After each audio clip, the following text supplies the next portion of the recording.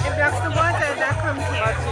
So especially now where water is coming faster and a lot more, this is not adequate. So we're going to turn this culvert into a bridge, and so that the water can flow underneath nicely all the time. So right now this property and some of the properties flood. So you see people putting up the concrete wall, and that is to stop it from flooding coming into their property. So when we finish, even the worst rain event that we've ever had, it will not flood this waterway. Okay. So and that's the aim we're doing with, we did it with McKinnon's, and now we're doing it with this waterway, and then we're going to go to the next waterway and to the next waterway until the waterway is a source of beauty and something to do and drainage, and not a source of terror when there's flooding. And it's been a long time coming. I remember just keep going back and forth, just going to Miss Lane, going to all sorts of ministries. Since I came here, I do remember that a year after there was a flooding, and there were a lot of people needing and requiring a place for shelter. This community would have to go elsewhere sometimes, far enough in order to get shelter. Never see water for me until it came for the garden. All my life growing up in Cashew Hill, that gutter has been there. We call it a gutter. It's a very important waterway. It's not a gutter, it's a waterway. It's really important to Cashew Hill to have drainage. It's really important to have some place for all of our dirty water or sewage water, storm water to go to. And at that time, the only risk of that water is for you to fall in and get an infection. Now, this waterway represents a flood risk to all of us. So as a child, all my mom had to worry about is us falling in. Now, to worry about is that it can actually hurt you when it rains. The people of Cashew Hill have endured for a long time under these wretched conditions. As a matter of fact, as your parliamentary representative, quite often I would come in, especially when it is flooding, and I would hear the comments, and it wasn't easy to take. Those of us who live here in Cashew Hill are no strangers to the drainage problem, especially when their water is, well, not really the water, but the rain start coming down very hard in the island. How it just come right up, flood the whole place, and also there is the problem where you can't even pass the road, you know, and then you have to go through these water that is just very dirty. The main problem is because of the way how the waterway is, and the water come up, the water settle for days on end, weeks and so on, even months. So the water stay there, gets stagnant, just becomes a breeding ground for all sorts of mosquitoes and so forth. And that is why we were plagued so much with chikungunya when it came out first. And right after that, when it comes with the Zika as well.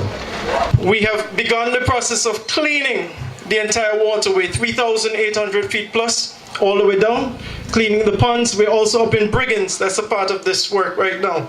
So we're going to develop the drains in Briggins, develop the drains here in Cashew Hill to manage the flow of water all the way down, build two major bridges here, one on this side, one on the other. For those of you who have been down by Woods, First Choice, that area, you will see the work that we're doing down there, Woods Pond, etc. So you have an idea of what is coming to Cashew Hill. And that is the concept that we're bringing to you in this area. So when we get up to Briggins also, we'll be doing that very soon. We'll be breaking ground on that side. So far, we will have programmed 49 loans. Among them, we have 19 males and 27 females. We have provided 4 grants to 4 different churches. This is to build climate resilience to their church and also to build resilience to the community. As these churches will be using the grants to do water harvesting for renewable energy capacity and as community shelters. So during the time of storms, persons from the area, low income persons who would not be safe during the storm, they have a place to shelter. This project is designed for the Department of the Environment, that committee you have, to evaluate and make assessment of certain capacities. And if those individuals do not have the financial resources, then they can get grants. The individuals who have an income, and if they want to enhance the condition of their homes, they can get a low interest loan. And what is the 2% loan? No collateral, you just have to live in Cashew Hill. No collateral, and you can get a modest loan in order to improve your housing condition. As part of this project, we had to journey recently to Dominica and Grenada and St. Lucia. I want you to get an understanding of what you're part of. In Cashew Hill, you see us come through, we speak with you, we tell you a lot about the loans, about the grants, about fixing the waterway. But I want you to know today that you're part of something bigger.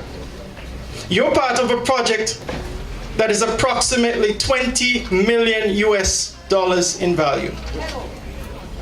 Now repeat that for you. It's 20 million US dollars in value. You're part of something bigger. And we're proud to be here with the people in Cashew Hill today. Because normally, when you seek to access funds from abroad, you heard Krista mention about enhanced direct access. When you seek to obtain funds from abroad, it's a very difficult process. It is not easy. Ambassador Blacklane spoke about how much time it takes sometimes. It's not easy. And they're seeking to enhance the process or make it easier for the money to get to you, who are the people who really need it.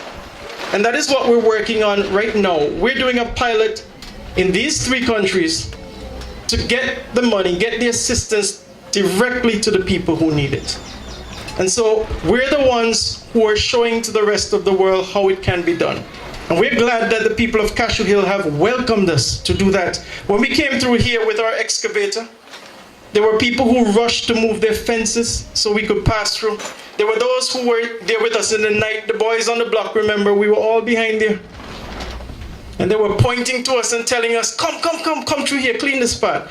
And it made us feel so good to be a part of the Cashew Hill experience. Now, we are developing a shelter, a kitchen for providing food for people around, in the community, out of the community, a safe room for women that sometimes are submitted to domestic violence. When you fight for your community, you are saving people. You are saving lives.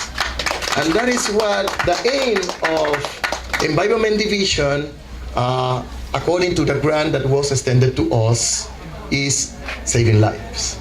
This did not come easy. I remember, Diane, when we went to South Korea and we had to walk a long distance from to get to the conference room. I remember when we had to be going up and down on the escalators.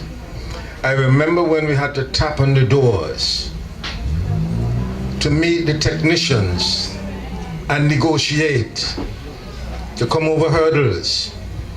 I remember when we met the director of GCF, the executive director, am I correct, of GCF, and had to make the case for Cashew Hill.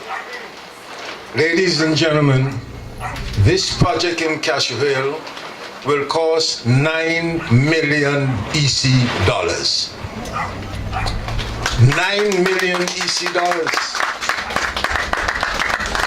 To ask the government to find 9 million EC dollars out of the treasury would have been extremely difficult.